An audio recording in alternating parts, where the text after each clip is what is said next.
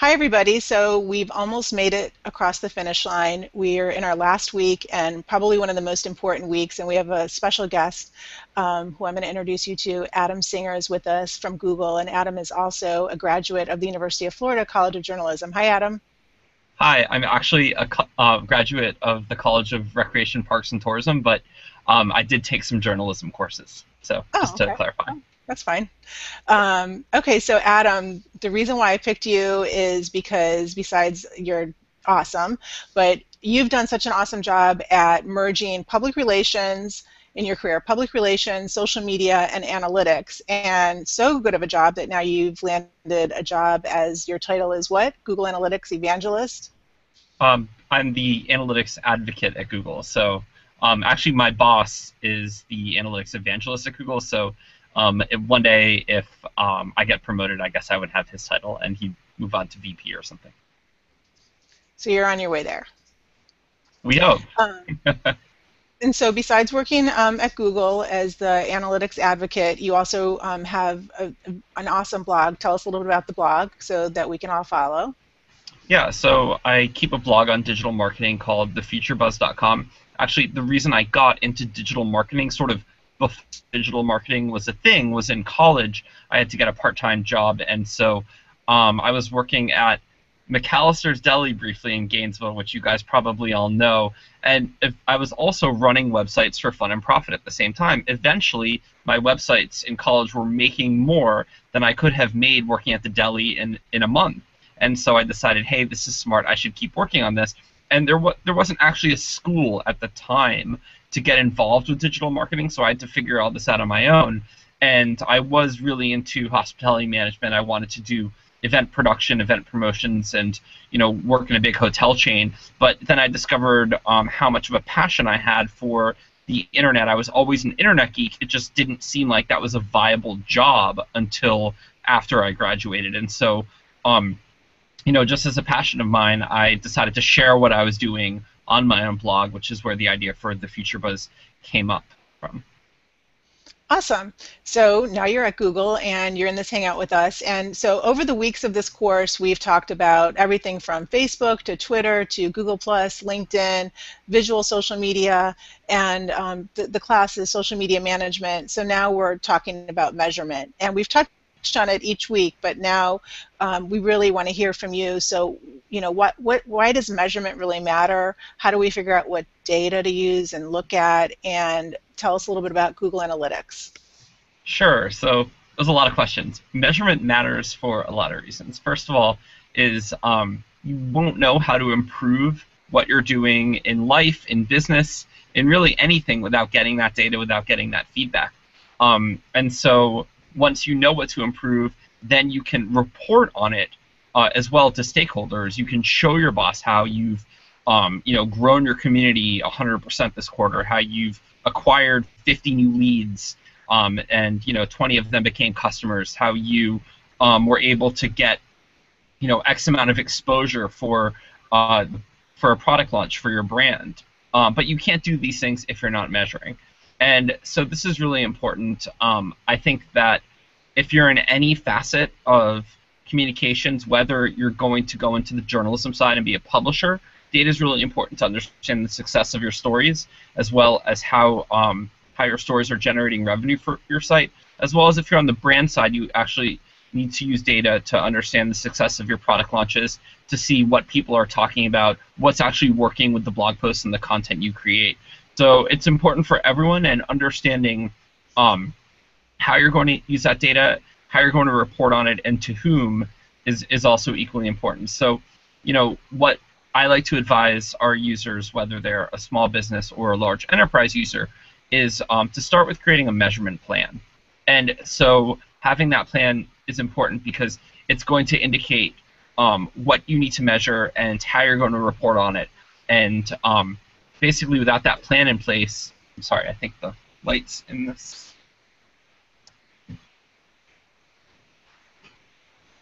There we go. So we've got the green energy at Google. The lights go off every hour if you don't move. Having that plan is important. So I don't know, Lisa, have you gone through some like the basic elements of a measurement plan, or do you think it'd be helpful to go through that? I think it would be helpful to go through that, and then also if you could explain, so you're at Google. Google's a search engine. What does Google have to do with social media? Yeah. So when you're creating a measurement plan, make sure that you start with business objectives. So what is a business objective? That would be something like top line revenue. That would be something that impacts the business. It would be maybe new subscribers to your blog or to your digital newspaper, or it would be new revenue for an e-commerce company. And even if you're not directly accountable for revenue, you should try and have that as part of your dashboard, and that way you can show how the top line marketing activities that affect KPIs like views to your site or share or social shares or other things Lisa's talked about promoting over the course, how those things actually tie back to revenue. And Google Analytics does a great job of that because we bring together what we call key performance indicators, KPIs, together with revenue, because different metrics that are further up the marketing funnel will roll down to revenue and subscribers, and the sort of harder return on investment oriented metrics at the bottom of the funnel.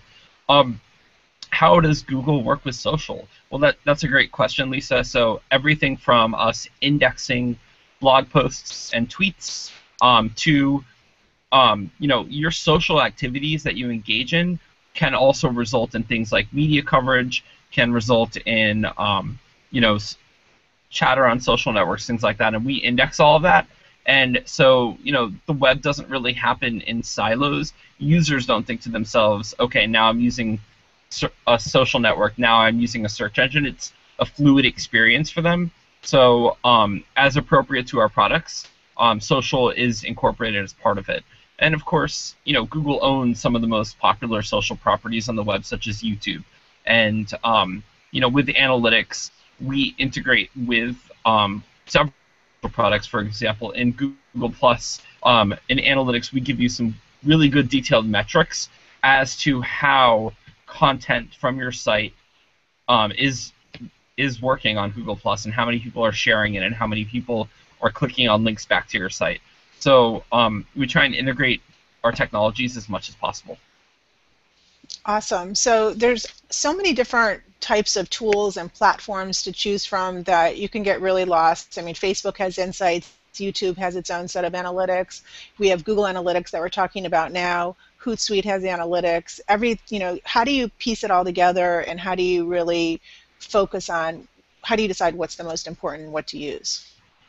Yeah, that's a great question. And from an analysis perspective, you definitely want to have all of your data in one tool so you can have a holistic view of that data. Because if you have data just in these silos, right, in Hootsuite, and you're creating silos between social, web, and things like CRM data, things like offline conversion data, then you can't really understand that entire customer journey.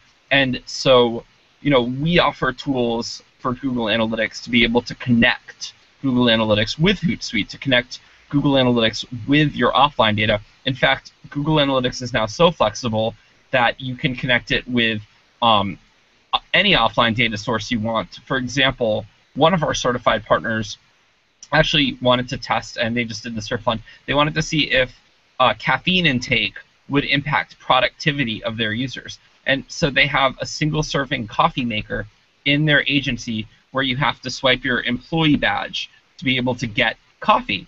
And so they measured when their employees were getting coffee, as well as they measured, they have project management software called Basecamp. They measured the usage of that software that their employees use to do their jobs. And so they were able to see that, in fact, for their team, the more caffeinated their employees were, the more productive they were in their Basecamp software.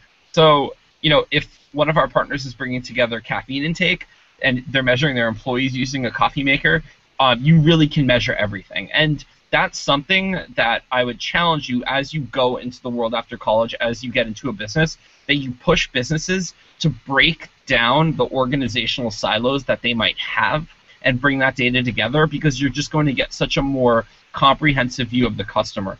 Another great example of this is imagine a ski resort, okay? And when you go to a ski resort, you might buy tickets. You might buy lift tickets online. You might also register to stay in that ski resort's hotel online. And then when you go to the ski resort, not only will you buy things at the resort, such as meals, or you might buy some new skis or something, you'll also use your lift ticket to badge in on a ski lift. And so if that resort is tracking me, has a customer ID associated with me, and they're bringing together the data from their website when I'm actually signing up and buying a lift ticket to using that lift ticket, and then actually staying at the resort and engaging in activities there, they can understand what people really want, and they can provide such a better experience when they have data surrounding their users, as opposed to, imagine another ski resort that's not measuring all of this. So, and they can market to me better when they have that data. So they might know that, hey, I only go to the resort, for 1 week out of the year, but I use my lift ticket a lot, and I'm really an avid skier. That's a signal that they could use. Hey, they should be marketing to me more to come back at a different time of the year. Maybe I don't realize that I can ski in a different season, that they have fake snow pumped in. Just to get you guys thinking, but getting that data is really important. And so that's a best practice, is definitely bringing together all of your data sources. Thank you, Lisa, for asking that. Yeah, that's an amazing example. And so we have a lot of public relations. They've declared public relations as their specialty in the College of Journalism. And I know, being in PR and mixing in social and search, it's still not exactly the norm to have access, if you're a public relations professional, to a company's Google Analytics. So how important is that? Yeah, that's really important. So I've actually written a blog post on this, and I have been with 2 different public relations firms in my time on the agency side before deciding to join the brand side and go in-house at Google. And because I was with an SEO firm before my public relations firms, at the SEO firm, I would write all of the access to the different tools that I needed into my agreements with my clients, because I couldn't do my job without having access to the technical side of their website and be able to improve their CMS and tweak their site to make it faster and things like that. So when I got to the PR side, I decided to start writing these things into agreements as well, and that worked. And I think that organizations are realizing the power of giving insights to all of their agencies and all of their teams, not just one. And so that's definitely a challenge you might have to work at as you get into the business world. Is there's political issues, right? You have certain teams who don't necessarily want to share access to data. In a lot of these cases, it's because I don't think it's always because they have something to hide. I think in a lot of cases they're just afraid, right? That it's something that they've always done. They don't necessarily want that taken from them. But I think in a really good situation, in like the best possible clients you'll get, data will be shared freely. It'll be a really good team effort.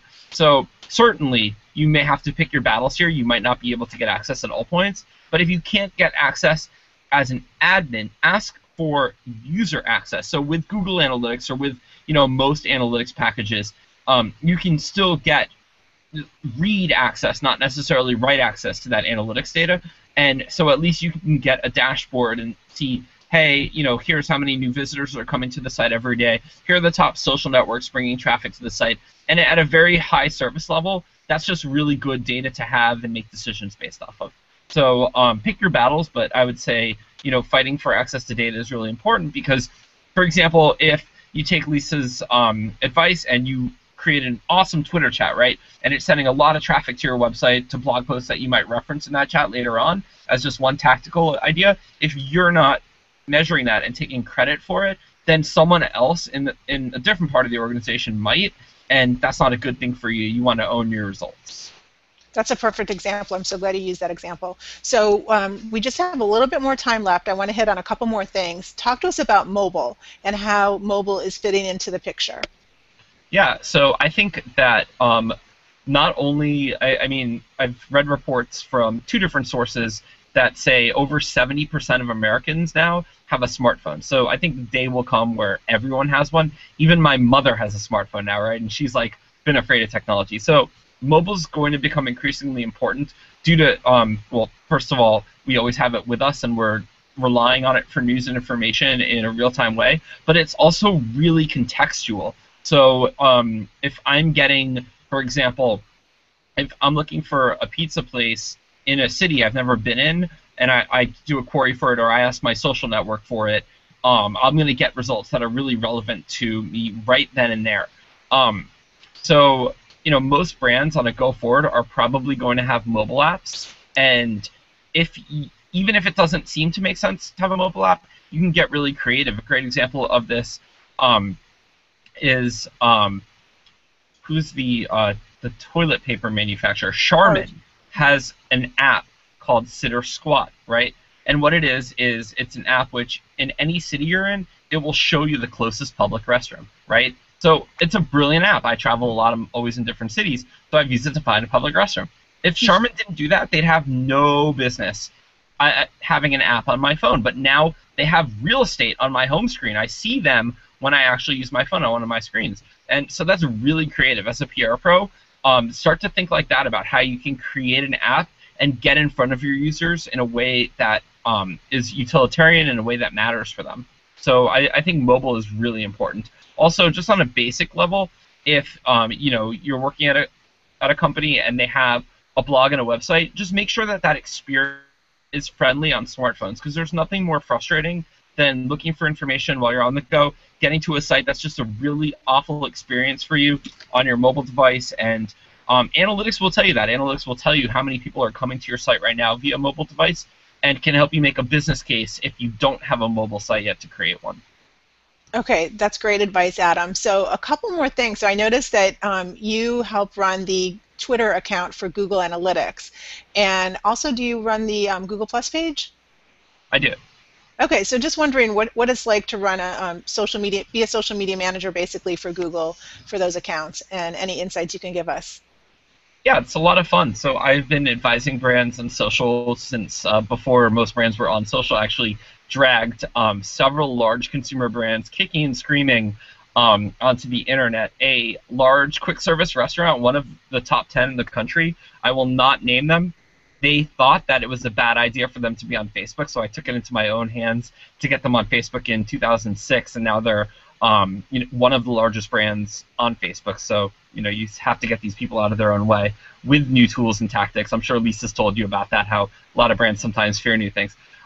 It's a lot of fun for Google. So I've been part of the analytics conversation for many years, and so actually for the channels that I run for Google, I try and not share so much about us. I try and share the content that our users create, and I try and amplify the voices of the people behind my product that are using it, not Googlers, but actual practitioners. So that way, I'm incentivizing them to create more content, and also they're talking about my product in a more genuine way.